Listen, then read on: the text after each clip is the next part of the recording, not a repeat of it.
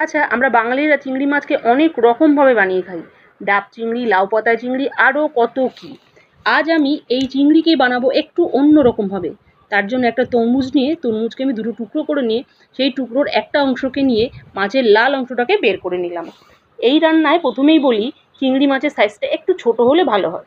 ছোট সাইজে চিংড়ি মাছ নিয়ে ভালোভাবে বেছে ধুয়ে নিলাম। এবার শিলনোড়াতে পরিমাণ মতো কালো সর্ষে আর নারকেল ভালোভাবে বেটে নিলাম। এবার আন্দাজ মতো কাঁচা লঙ্কা নিয়ে বেশ মিহিভাবে বেটে নিলাম।